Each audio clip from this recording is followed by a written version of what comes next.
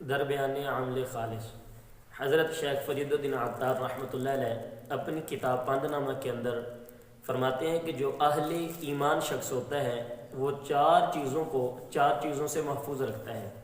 پہلی چیز فرمایا کہ اپنے دل کو حسد سے پاک رکھ، کیونکہ جس کا دل بغض، حسد، کینہ سے پاک ہوتا ہے وہ بندہ کامل مومن ہوتا ہے۔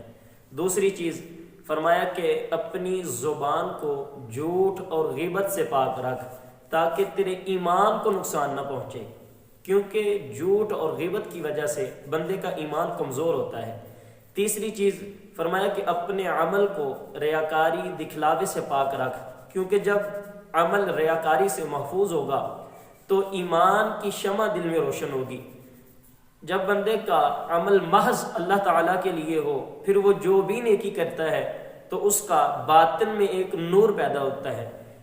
چوتھی چیز فرمایا کہ اپنے پیٹ کو حرام سے پاک رکھ، جب شکم کو حرام سے پاک رکھے گا تو پھر تو ایماندار اور سلامت روح شخص ہوگا، کیونکہ ایک کامل مومن کے لیے رزق حلال کا ہونا ضروری ہے۔ آخر میں حضرت شیخ فرید الدین عطار رحمۃ اللہ تعالی علیہ فرماتے ہیں، ہر کے کارش از برائے حق بود، کار اوپے وسطبا رونق بود۔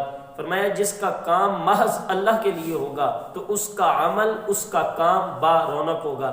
اللہ عز و جل کی بارگاہ میں دعا ہے کہ اللہ تعالی ہمیں چار چیزوں سے، حسد، جھوٹ، ریا، حرام سے بچ کر چار چیزوں دل، زبان، عمل، شکم کو پاک رکھنے کی توفیق عطا فرمائے۔ آمین ثم آمین۔